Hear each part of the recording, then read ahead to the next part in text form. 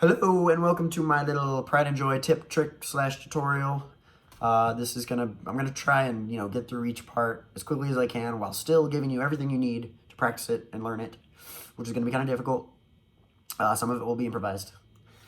So we're gonna start. We're just gonna go right into it. So the intro, which is a famous intro. We are just gonna start. I would use your ring finger to start on the 3rd fret of the B string, and we're gonna accompany that with the high E. And then all we're gonna do for the first note, we're just gonna slide up to the 5th fret of the B string. And it's just those 2 little downstrokes. Or you can do like it's up to you. And then the second little 2-note chord we got here is 8th fret of the B string and 7th fret of the high E. Kind of the same format. Back down. And then we go into the lead in to the main riff, which is... And that is just a full step bend on the 2nd fret of the G string.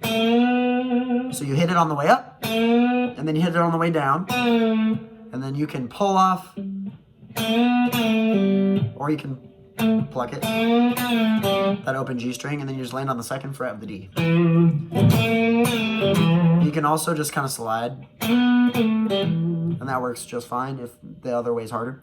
And then this is the main riff. This is what people struggle with the most with the song, aside from the solo, which I'm not going to include in this video. But if I do get enough requests, I will make a separate video for the solo.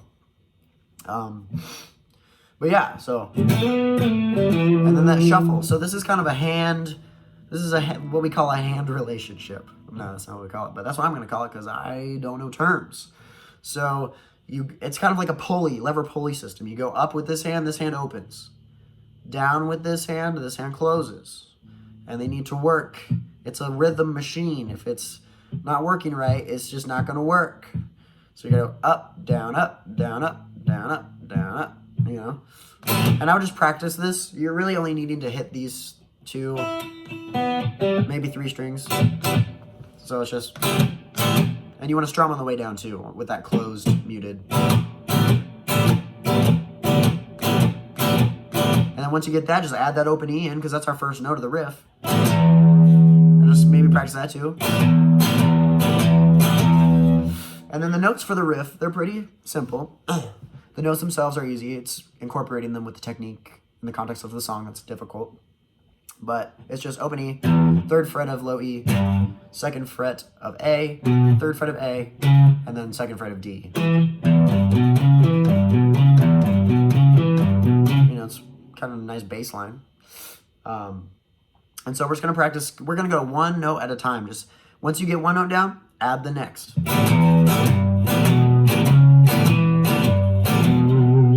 And I find that the notes on the A string are the hardest to mute selectively. But what I would do is I would just find that sweet spot, use your thumb as much as you can, which you only need to use your thumb for this low E. Just touch it a little bit, enough to mute it. If you've got tiny hands and you can't do that, just poke it a little bit with your first finger. And then the rest of your first finger should do the muting. I find that to be more hard. So whether you want to use your middle finger, whether that gives you enough leverage or this or whatever, just experiment with it, find that sweet spot, practice getting that muscle memory, reset, find it, reset, find it, and then play it in the context of the song, because that is the most important thing. If you can do that cleanly, then you're good. And the more you do it, the easier it gets. You don't even have to think about it anymore. But yeah, just go 1 note at a time. It's all about like wrist, angles and stuff like that, but you don't need to think of it that way. Just find a comfy spot, get used to it, practice, practice, practice. And then, there are a couple chords that lead us into the next part of the riff.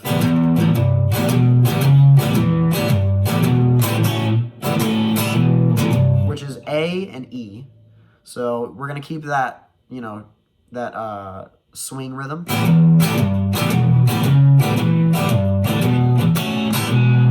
And I like to, so that's the same. This is just how I do it. You don't have to do it this way. You can all you want, but I find it sounds smoother and it flows better, at least dynamically. If you on the E, instead of coming down on the E, you just hammer that E on, because we don't really need.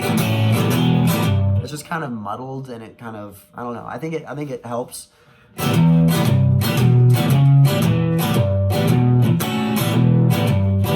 And that is really, and that A, by the way, if you don't know, is just D, G, B, 2nd fret, barred. And I would get into the habit of barring it and not doing this. Definitely don't do this or this. Don't do this, and you will know why soon. Get in the habit of barring this particular chord. Because we're moving on to the next string, which is the same exact note layout. It's just different strings. So we're talking 3rd fret of A to 2nd fret of D to 3rd fret of D to 2nd fret of G.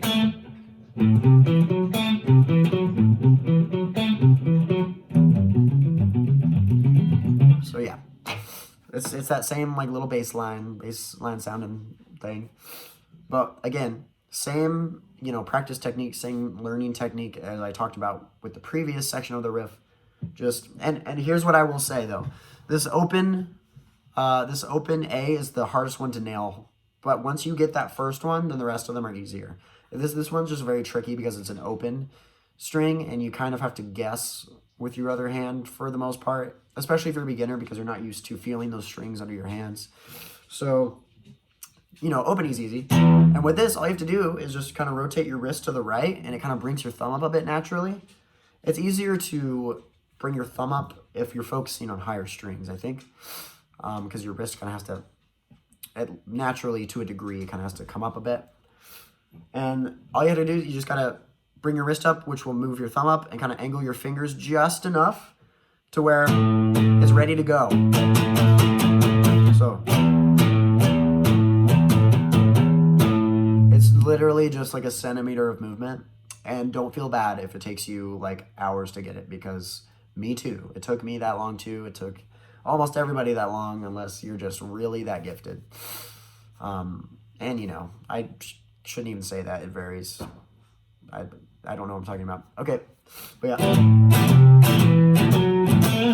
And that note, once you get to that 2nd fret of the G string, you want to give that the meanest vibrato you can, because if there's anything that I recommend you play the way he plays it, it is that one note. Because you play that one note like that, if you just rip into it and you go, then everyone's like, whoa.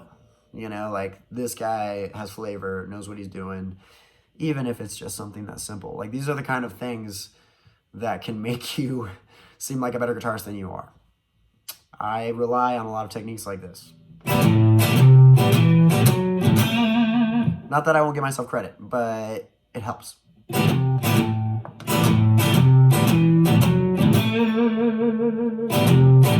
And then we're going back to that A-E, back to the low E part of the riff. And then this is the turnaround, which, you know, what I would do, if you want to play it the way he does it, I'll go over that really quickly. Or just, maybe not be the studio recording version, but this is some way that he definitely would play it. You just kind of pluck this 3rd fret of the B string. So it's kind of like, so you're just going to hit that 3rd fret of the B with your middle finger already on the 2nd fret of the G. So, and then when you slide up, you want to take that ring finger off. Because when you take that ring finger off, that gives your 1st finger a chance to catch that same fret. So that's just kind of how he would start it. It's just, it's a little tiny bit of flavor. But you can just, if you don't want to do that, then you can just do this. 2nd fret, just start on the 2nd fret of G, 1st fret of B. And then just play that open E, and you're going to want to upstrum into this. And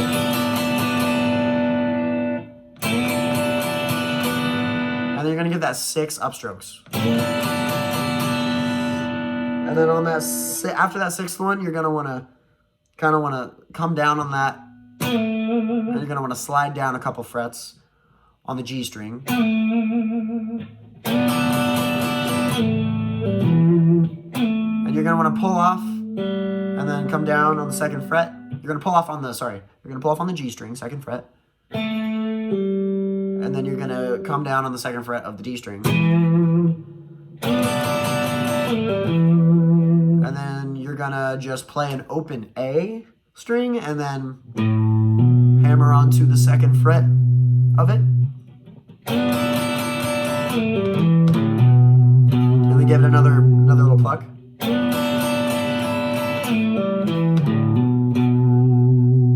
And then there's this little walk up on the D string. So just open first to second. And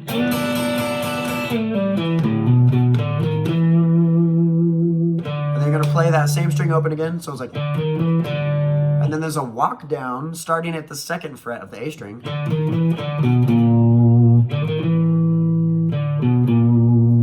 So this is gonna be the hardest part to at least get in your memory, and to where you're not coming to this part and you're like, oh crap, what's the notes again? So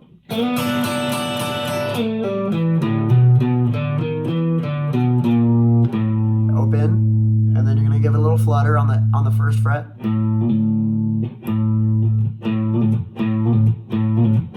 That might take some practice.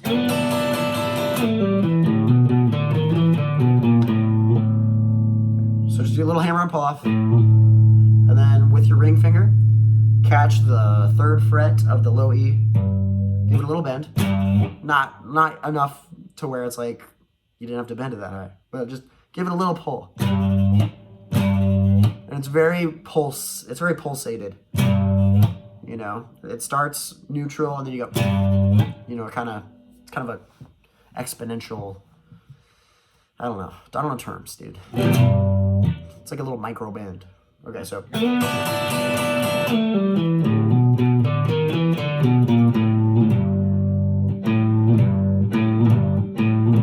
That's kind of the hardest part of that turnaround. So all I would, mindset-wise, if you want to get better at that, when you hammer on this, when you pull off with your only intention being to go to this note. You don't even need to think about pulling off of it because you're probably just going to naturally pull off of it anyway. Like, oh, I got to get to that other note. But if it sounds like this, then you kind of want to maybe spend a little more time with it. So.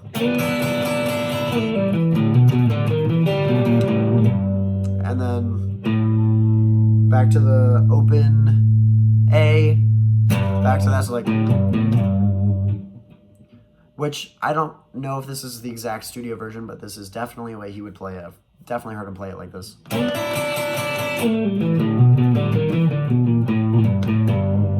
And then you're gonna wanna pick a finger that's more comfortable, second fret of the D to the low E.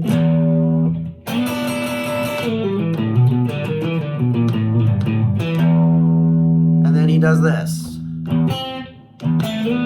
which you don't have to do this. I kind of give another little nod to the low E. And then kind of like what we did with the turnaround the first time, you're going to have second fret of the G, first fret of the B, up to 4 and 3 respectively.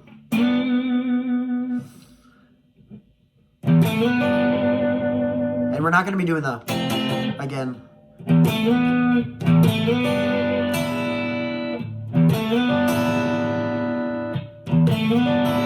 And that's just an open E, by the way.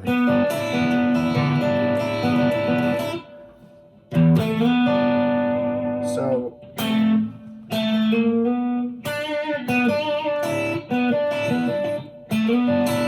And then you're going to want to do a slow rake up while you slide down. Which that can be another hard part, but you don't really have to include that, but it sounds better if you do. So. And it's kind of the same thing as the other turnaround. We're going down, hammer off, pull off, pluck that second fret of the D string.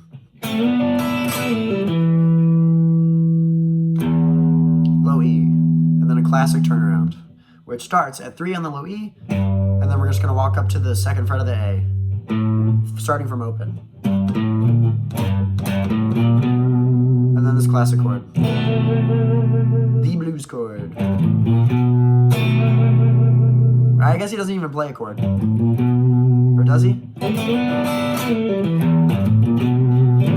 Oh yeah. So that kind of starts your, you know.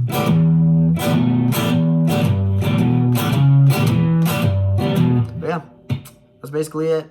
And you know, the little breakdown where, you know, when I love my baby, you know, you just kind of, but you can go, and then, you know, I mean, if you learn all those things that I told you, then you can literally just listen to the rest of the song, aside from the solo, and get it. You know, I would encourage you to learn by ear as much as you can. As much as you can, even if it takes you like a little extra time to figure something out. It's worth learning by ear, and maybe going back and referencing with another tutorial to see like, hey, did I do that right? Because there might be a more comfortable way to do it that you don't know about. That's happened to me many times. But yeah, just I hope this was good and helpful for anybody out there that wants to learn this song. I know this is a less professional production, but I do know what I'm talking about, and I do have a lot of experience with this song and Stevie's style of playing. So yeah, I hope I covered everything and made that a nicer learning experience. So if you have any suggestions, any requests, just leave them in the comments. Subscribe, maybe hit that bell.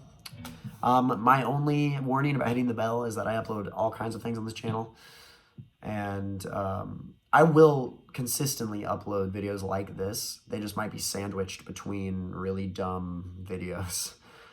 But yeah, okay. Thank you for watching.